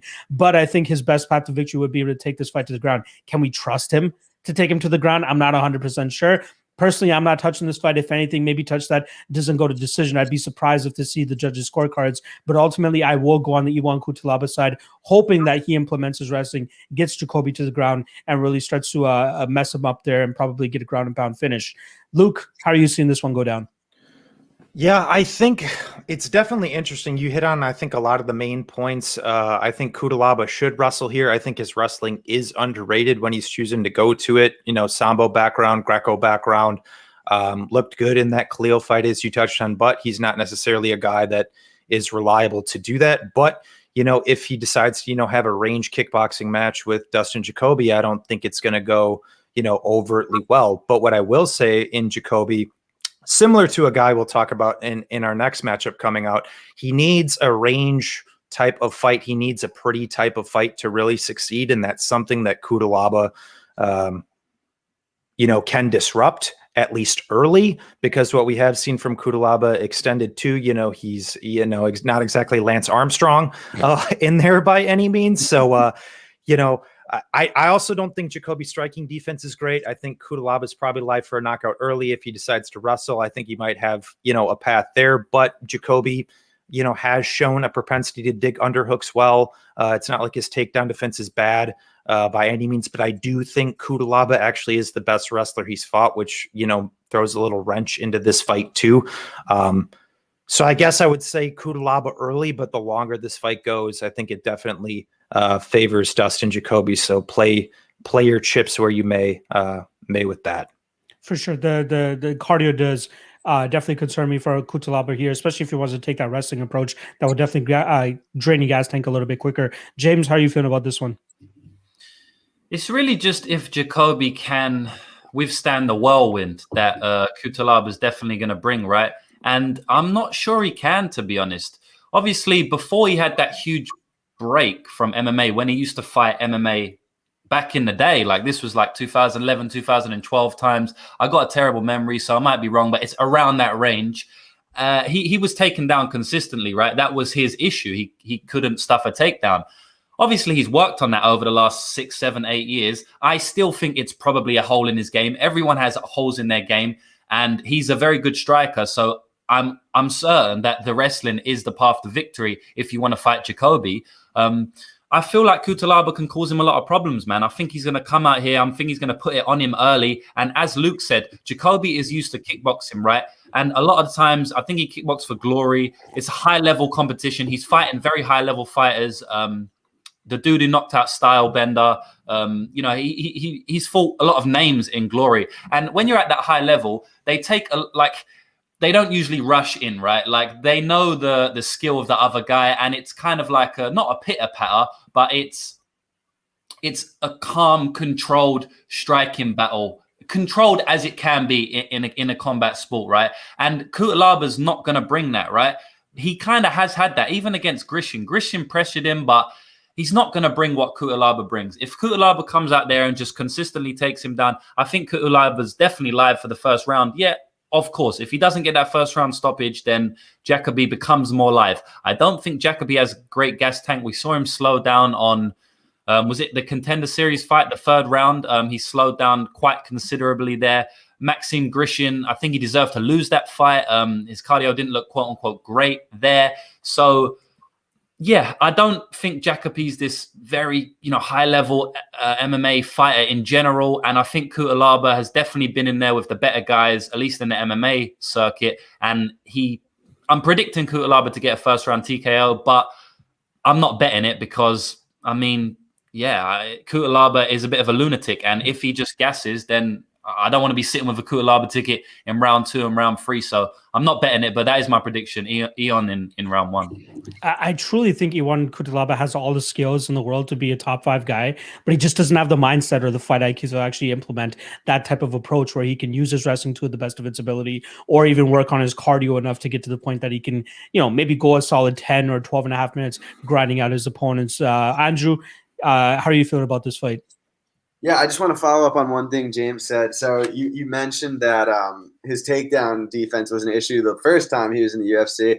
I just have a hard time imagining that his takedown got any better while he went and boxed, So I think that's probably still an issue. And I think just taking a look at Cutelaba's last opponents, his last 2 were against Ankalaev, then the one before that, Roundtree, where he took him down and TKO'd him. The one before that was Glover. So it's like he hasn't really had too many opportunities where he could use his wrestling. So I'm wondering in my head if it's really as much of a fight IQ thing, or is it just not the right matchups? He's not going to go take down Ankalaev. He's not going to go take down Glover. So maybe he does here. But even if he doesn't, I don't really think he's fucked on the feet if he decides to stay there. Remember earlier I said I was looking at those early lines and I was going to take Botelho at minus 135 probably a week ago, and the line was kind of fresh. Same thing with this line. I think Cutelaba at one point had gotten down to a pick'em and stayed there for a day or two, and even a little Jacoby money came in. I was like, I'm probably gonna take Cutelaba at plus money, and then same thing. The fights ended last week, and then everyone kind of started to shift their attention to this week. I think now he's probably minus 130. I still think there's some value there. I haven't played it. I'm probably going to, depending on where the line goes, but I do wish I got in on that pick'em money because I think Cutelaba is gonna win here. Yeah, hopefully he shows us a bit of that fight IQ, and he should be able to go out there and dust Dustin Jacoby here. All right, let's get to the co-main event. We got Cub Swanson going up against Giga Chikadze, minus 170 on Chikadze, plus 150-ish for Cub Swanson. Luke, I'll let you kick this one off, man. Yeah, so I guess I don't know how these boys feel about this one, but I think there is some value on Swanson personally. And the main reason I say that is, I guess let's say the first thing off the top. If this is a pretty range kickboxing match, Giga Chikadze is going to win this fight at a decent clip. But the one thing I think that Cub Swanson is pretty reliable to do is not sit there at range and make stuff pretty. I think he's reliable to get inside, make fights dirty, and lands over 4 significant strikes per minute, lands at 50%. So people might say, oh, he's a little winging and wild at times, but the guy's accurate in what he throws over a pretty large sample size. Not the biggest power threat, at least in recent years, has had some more knockouts earlier on in his career. But a couple of the fights I want to hit on for Chikadze, well, the main one is the Jamal Emmers fight, is that, later on in that fight, when Emmers decided to actually turn it on and put him on him, what happened? Chikadze gassed. Chikadze lost the round. That's really the first time a guys went at him. You can talk about, Brandon Davis, he took him down early, put on some pressure, but then kind of just followed him around for the rest of the fight and then edged it there. But I think Swanson is really the first guy that is going to take it to him in that. Could Chikadze dead him? Yes, I know Chikadze's largely been a decision machine, even outside of that, Jamie Simmons bum that he just beat, but he's dinged a few other guys. I'm not saying, that he doesn't have power, timing, speed, all that stuff. He is the more technical guy. I can see that. But if Cub can get inside with consistency, I'm not saying I have a supreme degree of confidence in him winning the fight. All I'm saying is I think he has the style to make this fight a lot more competitive than odds indicate. I think he does have a potential wrestling path. It's not something I'm banking on. He only lands, I think, 1.09, takedowns per 15 minutes, but does get them at 50%. So, once again, not something you can bank on, but it is a path that's there. The guys have had success on Chikadze before too. So, get in the pocket, flurry, make it gritty, greasy, potential wrestling upside. We still have questions on the Chikadze gas tank. Those are my 3 main considerations as to why Cub has value straight. I even think his decision line, around plus 300 is an interesting flyer. Yeah, I think a lot of the public is getting privy to that as well, considering Giga Chikadze opened up at minus 240. Now he's sitting around minus 170. So there's definitely some public love out there for Cub Swanson. James, how are you feeling about this matchup? Do you think there's value on Cub, or are you Giga all day here? No, there's value on Cub, man. I have to call it how I see it. I want to keep agreeing with Luke, it seems like, but it is what it is. The fight is what it is. You said that Giga opened up at minus 240. It's absolutely ridiculous. I don't know who's setting them lines, but it's a good thing because we can capitalize on them, right? I'm kind of annoyed because I didn't tape it as soon as I wanted to. When I did tape it, that Cub line had dropped overnight one night. I think it went dramatically dropped from minus 180 to plus 180 to plus 130 or something like that. It has actually come in a bit now. There's been a bit more money coming back on Giga. So how I see the fight breaking down is Giga's obviously going to have success early, right? He's going to be doing his thing at range. And of course, if it stays at range, he's going to win the fight. It's no one's under the illusion that Cub's going to win a 15-minute kickboxing fight. But this is an MMA fight, man. And Cub has fought at such a high level. And he's a clever guy as well. Cub's not a stupid fighter. He maybe sometimes looks stupid because he'll go life and death with Doo Ho Choi and just swing bombs. But I think he's actually a pretty cerebral fighter in the fact that if he is getting pieced up at range, I expect him to be able to make the necessary adjustments. He did it in his last fight against Daniel Pineda. Pineda was having a lot of success, right, with them calf kicks, hurting him badly. I thought Cub might be out at one point.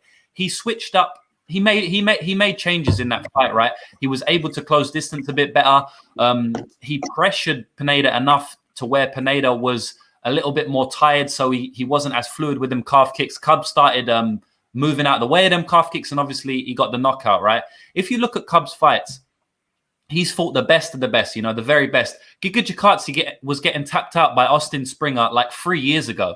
Do you know what I mean? The level of competition, the disparity here is ridiculous. Now, I do think Cub's on the decline. He's definitely seen his best years yet. I know he got a knockout against Pineda. You might think, second coming of Cub. That's not the case. He's 37 years old. He's not going to be as good as he once was. I still think he's got enough to beat Giga here, to be honest.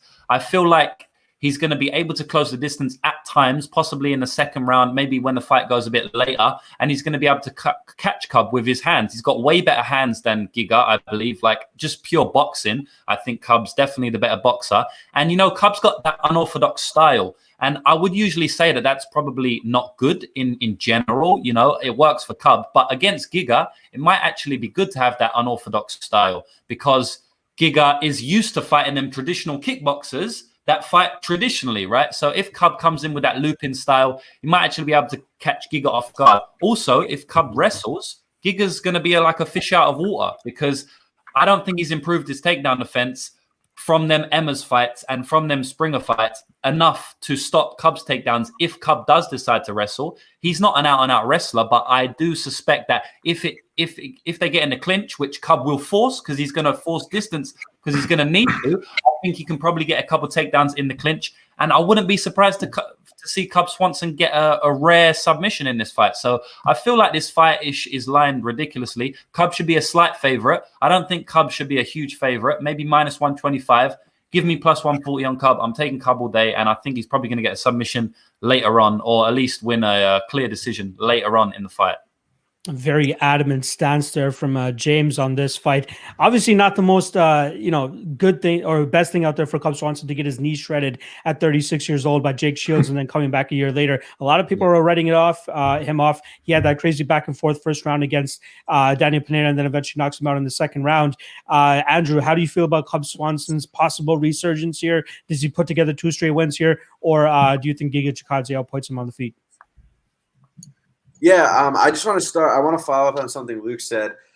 You mentioned like the stat on Cubs takedown. I forget exactly what it was, but it was like 1 point whatever takedowns for whatever period of time. I just wanted to point out that like if you look at who it's kind of what I said about Cutelaba, how he was fighting like Ankalaev. Like Cub fought Chrome Gracie, Cub fought Brian Ortega, Cub fought Frankie Edgar. It's like, is he really going to go out there and take those guys down? Marcano. Exactly. Yeah. And that even that fight only lasted like a couple minutes if I remember correctly. Anyway, I think I'm on Cub here. I played him like 3 weeks ago or whatever it was. Let me just see what price I got. I want to say plus 165.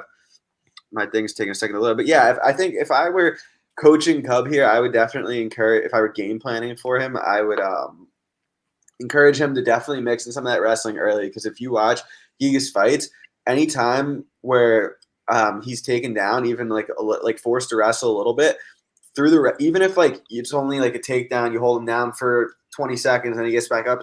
His punches after that are coming slower, and I think that's a really good way for Cub to kind of neutralize some of that kickboxing skill that Giga has. And I don't even think Cub's necessarily like fucked if it's standing. Like I'm not one of those people that's like, oh, Cub's totally takedown reliant. Like I think that's his best path to victory is the mix and takedowns, but if you told me it was like a 15-minute striking battle, I'm not like, oh my God, Cub's gonna die. But like, I don't know. I'm not one of those people who, I know there's a lot of people out there that have just like been fading Giga like over and over and over. Like I'm not one of those people. I've never bet against him, so it's not like oh like he just thinks he's like he might be a fraud, but I don't know. I haven't bet him. I haven't bet any of those guys. I didn't bet Davis. I bet Giga against Erwin Rivera, but I think this is the time. I patiently waited for my spot to fade him, and at a good price. And I think I got it here with Cub. Yeah, I don't mind those takes at all. I am ultimately on the Giga side here, not as a bet. I do think that he'll have success in terms of keeping this at a kickboxing range and keeping it at a pace that he's going to be able to win. But you guys are absolutely on the nail here that if Cub Swanson is successful in mixing in the takedowns here and making this a little bit more of an MMA fight than just a striking fight, that he should have success. I am slightly impressed with Giga's improvements with the grappling side of things, right? Like even the Jamal Emmers fight, who's supposed to be a great grappler, great wrestler, able to reverse him, get him back to the feet, get back into his range and get things going. But yeah, he does seem to gas a little bit, which is a little bit of a concern here too. I just see it playing out more so in the striking realm. I'm not a big believer in Cub Swanson's wrestling game, which I think he's going to have trouble with here. Not to mention the 4-inch height and reach disadvantage he's going to be at here. Giga's a big dude at this weight class. And I think Cub is going to struggle to close the distance, to get this fight to the ground, and even get his jiu-jitsu game going. He is a black belt, albeit with all those submission losses on his record. He can still go out there and definitely slap on a submission on some of his opponents. And yeah, one of the earlier reads I had on Giga was, this guy's a boxer. This guy's a kickboxer. If you take him down, you should have relative success. And obviously Austin Springer was able to submit him on that Contender Series fight. But from what I believe, or what I'm aware of, is that he wasn't working that much at King's MMA before that fight. Now he's fully engulfed himself in the MMA game. He fully engulfed himself with Rafael Cordero and Benny Dariush and all those guys over there. So I'm expecting to see a more improved version of Giga every time we see him in the cage. And this is definitely the biggest fight of his career, right? Coleman event slot against a legend like Cub Swanson. He's definitely going to have to put it together and really get his game going. But I think the best spot for him to win this is at distance. Can he maintain that distance? I think he can. But am I confident to the point of playing that minus 170? Nah, I'm not at that point. I want to see him pass this test first before I'm able to go out there and confidently bet him once again. But I do think that Cub is live. I'm ultimately going to be going with Giga here, and I think he outpoints him en route to 29-28, probably a 30-27. All right, that brings us to our main event. We finally made it through. We got Dominic Reyes going against Yuri Prochazka. I do want to remind you guys, we got 230 people in the chat here. Make sure you guys hit that like, hit that subscribe. And if you guys want to follow these guys, their Twitter accounts are linked in the description below. So you guys can just click on over there and follow these guys, show these guys some loves. These guys are super fucking sharp. I guarantee you that. You guys will enjoy their takes for sure. All right. James, I'm actually going to let you kick this main event off for us. How are you feeling about Prochazka going off as a slight favorite? And do you think the line is accurate? No, it's not. This line is not accurate. I don't think it's so inaccurate. I think it probably should be like a pick'em. I'm scared of Yuri's power now. I'll be completely honest. I backed Volkan Ozdemir at minus 150, I think, against Yuri in their first fight. The reason I did that, so after I bet, right, if I win or I lose, I always look back at the bet and I try and decipher what was right with my read and what was wrong. And one of the things I think I got wrong in that Volkan bet was I underestimated Yuri's power against high-level competition. I saw him knock out CB Dollaway. I saw him knock out King Mo. And I kind of thought, he's knocking out quote-unquote cans, people that are past it. But he came in and he showed me that, he can still knock out fighters in the UFC with an amazing chin. Volkan was known for his chin before that fight, right? If you remember back to that fight, before that happened, he was known for his chin. And that's kind of what I thought. He'll be able to take the punishment from Jiri. Obviously, it's light heavyweight. He's always liable for a knockout. So after that fight, I'm a little bit wary of Jiri's power now. I do think he has something special because we've seen him get crazy KOs in Rising, right? Like just turn CB Dollaway's lights off like that. It looks like he doesn't even hit him. And to be honest, when Jiri was jabbing Volkan's face was going all over the place, like he hadn't been hit like that in his career, and he's fought some solid fighters. So I think Jiri has crazy power in his hands, and that could be the difference in this fight. But I would probably have to line Dominic Reyes at least a slight favorite in this fight, just because he's fought the better level of competition. Probably, I mean, it's pretty. Jiri's been in there with Vadim Nenkov, Volkan now. Like he's been in there with some decent fighters, and he's got a lot more experience in MMA in general. I think he's got triple the fights of Dominic Reyes. But obviously Dominic Reyes coming off against John Jones and Yan. So the way I see the styles breaking down is obviously Jiri's going to, do what he always does, act like a madman, do that karate movement. Like Dominic Reyes is probably going to take a while to get used to that. But I feel like Dominic Reyes has probably one of the best counter-striking in the light heavyweight division when he's on his back foot. There was a video someone put up on Twitter. I'm not sure if you guys know who did that, but they basically highlighted all of Dominic Cruz's knockouts or knockdowns on the back foot in the UFC. And it was pretty special to watch because he steps back and counters. He done it to Weidman. He knocked out OSP like that. I mean, it was a decision, but he basically knocked him out. Knockout. It was a knockout, like fuck the wiki record. Like that was a knockout. He did it against a couple of other fighters as well. I can't really remember who. Jared Cannonier, I believe. But I feel like Yuri is very easy to hit. And for a sniper like Dom, he definitely could land that straight hand on him. And I'm actually not sold on Jiri's chin. I think he's got a bit of a dodgy chin. I said it for years about Sadiq Yusuf, and no one really believed me until Arnold Allen showed it, right? The thing about Jiri is that he's got great recoverability. So he might get wobbled, but he recovers well. And I think some people look at that and go like, oh, no, it wasn't a chin issue. Maybe he just got caught off guard or something. No, he does have a chin issue, but he has good recoverability. So it disguises it. I think Jiri has a bit of a dodgy chin. He got dropped to one knee in that Volkan fight. And I feel like if Dominic Reyes hits him, which he probably will in that first round, it could be bad for Jiri. On the same hand, I feel like Jiri could easily knock out Dominic Reyes for the reasons I've just said. So there's another way to play this fight. I probably don't need to tell you what way to play it with what I've just said. Violence. This is going to be a violent fight. Jiri's not going to change his game plan from the last 100 fights he's had. Jiri's going to come in, push the pace, and Dominic Cruz is going to be forced to fight in the pocket at some point. And I think someone's getting an early knockout. That's what I think is going to happen. All right, if I'm going to bet it, you want a pure prediction, Dominic Reyes first round KO. Ooh, I like it. I always love me some violence. I always love me some underbets. Andrew, you feeling the same way here? How are you feeling about this fight? Yeah. So one thing I wanted to point out is do any of us have opposing bets? Like we just went through the whole card. I don't think. I think honestly just the last fight, I'm the only one that bet Giga, and the rest of you guys were on Swanson. I think pretty much every single fight we were on the same side. Luke had someone, right? Luke had someone else. Oh, Kai Kamaka. I think he gave a little bit more credence. I played the under, but yeah, okay. So not like an opposing bet. Yeah. My prediction for this fight is I think it's going to be a back and forth war, and then I think Reyes is going to triangle him in the 5th. No, I'm just kidding. I think I played Reyes here at plus 120. I think he should be the favorite. Something that I'm surprised I haven't really seen anyone really talk about much, and if they did, I must have missed it. But I think the leg kicks for Reyes could be big here. I mean, Jiri doesn't check kicks at all, and Reyes throws some solid leg and body kicks. So I think a few of those, maybe 5 of those early could kind of change the pace of the fight. And like obviously Jiri's live for that early knockout, as we all know, but it's like how much can you really cap that into making Jiri the favorite? It's like, okay, maybe it hits it, whatever percentage it hits at, but like outside of an early finish, I mean, that seems like everyone who's picking Jiri, like that's the method they're picking. And it's like, think about if they fought 6 months ago, 8 months ago, whatever, like what the line would be. Like think like if Reyes was just coming off that fight with Jones where a lot of people thought he won, like he'd probably be like a massive favorite here. And I played Vulcan against Jiri, and like I honestly, like I might play that again. Like if they rematch at a pick'em, like I might play that again. Like I don't know. It's just a lot of people don't really think too much into variance, and it's like kind of I try not to be results based, more of like a process based.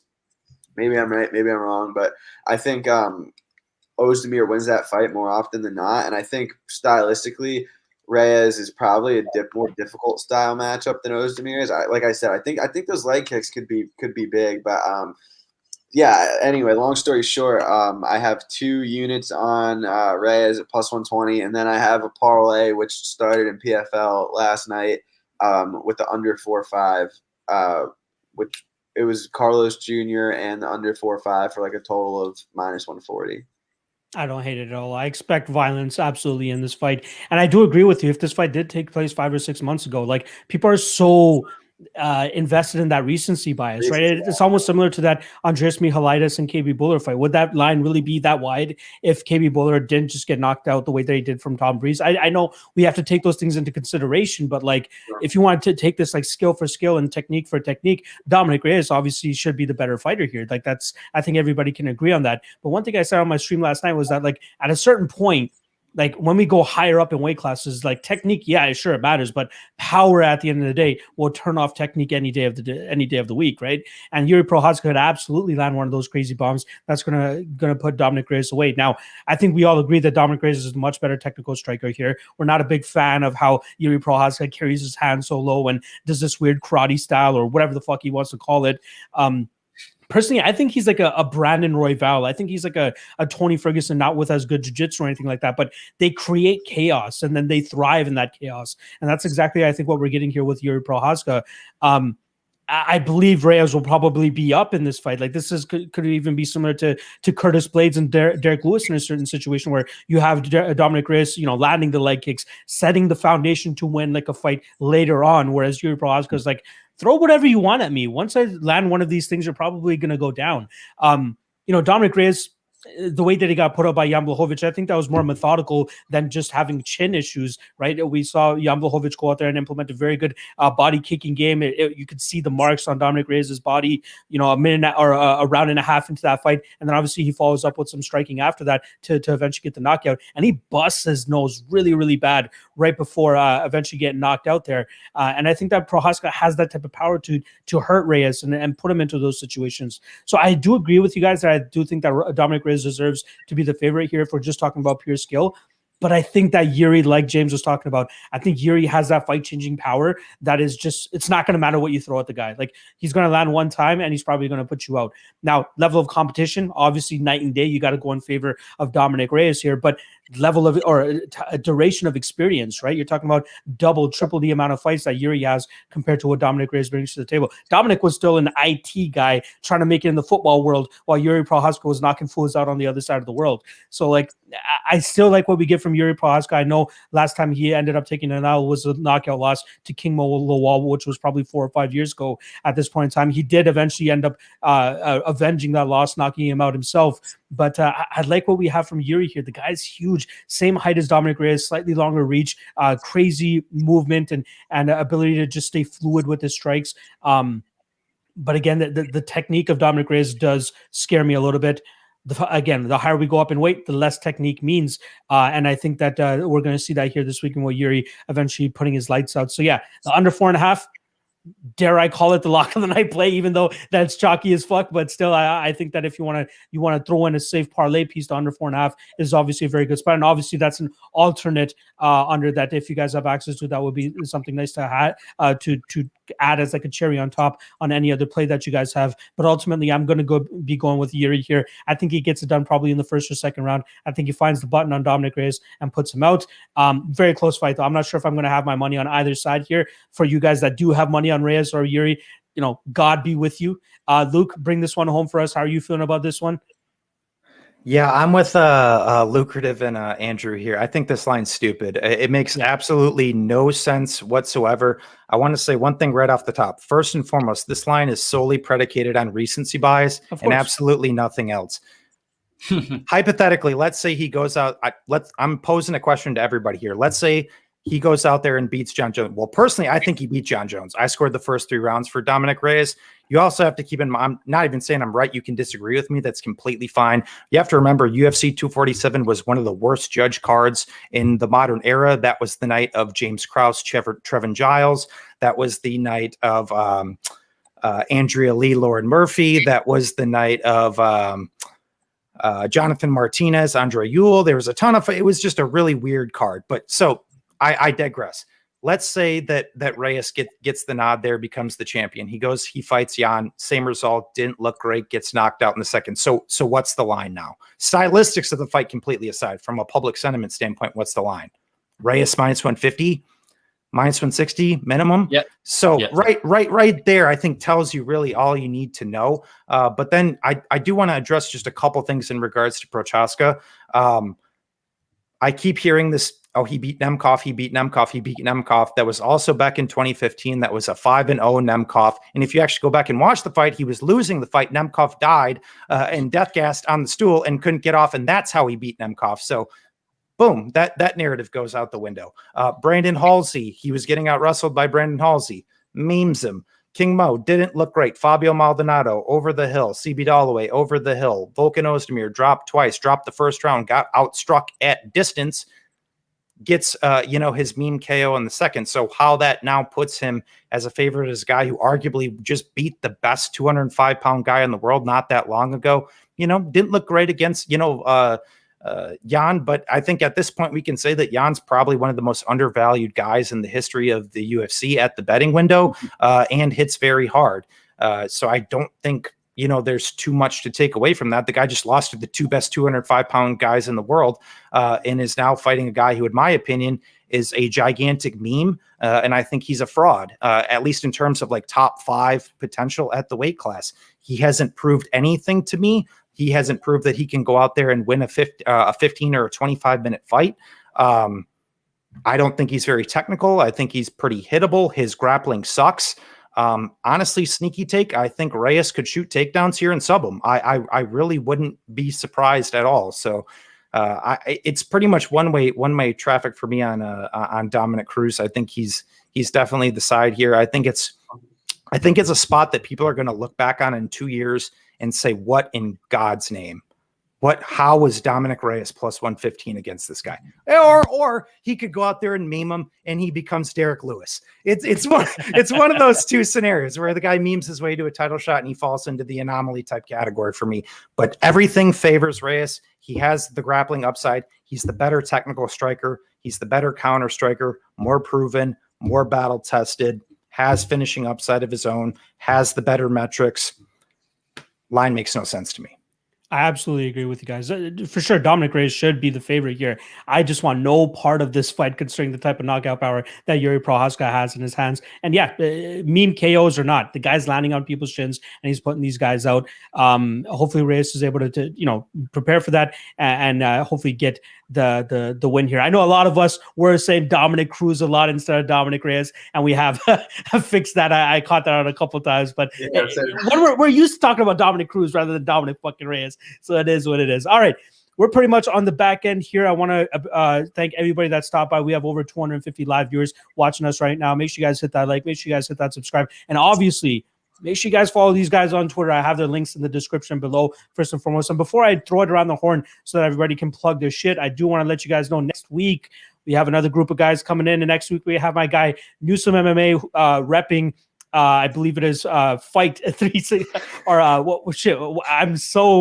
I'm so bad at this. How did I MMA Play 365? There we go. MMA Play 365 is going to be coming on next week. That's my dude. That's one of my longest reigning friends on this MMA Twitter world. So that's my guy coming on, making an appearance. Also, we have Notorious Picks coming on next week, and as well as AJ. You guys know him, AJ Sholo. He does work for MMA Odds Breaker. He does a ton of work. He's working for Daily Fan MMA as well. Another very sharp guy. Can't wait to introduce you to these guys. Obviously, we always bring on sharp minds, and that's what we're going to keep doing. It's not going to be the same set crew every week, but I promise we'll bring some sharp guys on every single week. All right.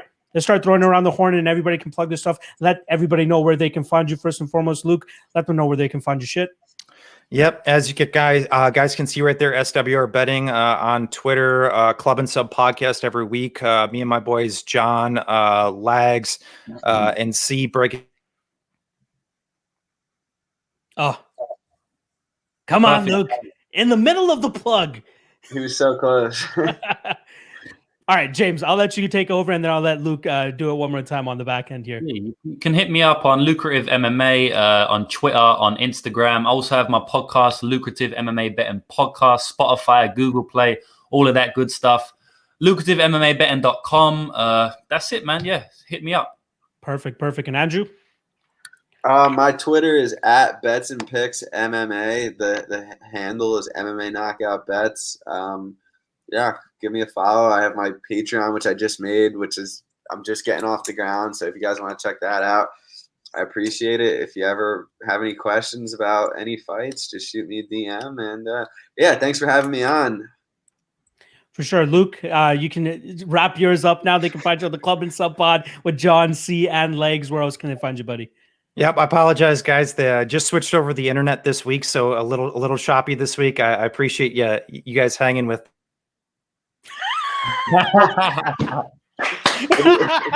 That's perfect. That's perfect.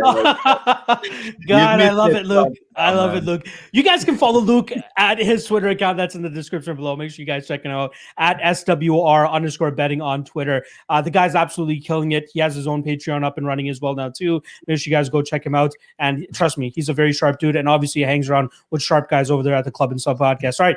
I appreciate all you guys coming on. Thank you for coming on. As always, good luck on your bets tomorrow. Good luck to everybody on in the chat as well. Hopefully we can come out this weekend with some money. And I'll see you guys next week. Also, actually, tomorrow, Fight Day live chat, 1 p.m. Eastern, right here on my channel. I'll be taking all questions, comments, and concerns for the last minute. So make sure you guys join me for that. And then obviously next week, got a boatload of content for you guys too. James, Andrew, and Frozen Luke, I appreciate you stopping by. Take it easy, everybody.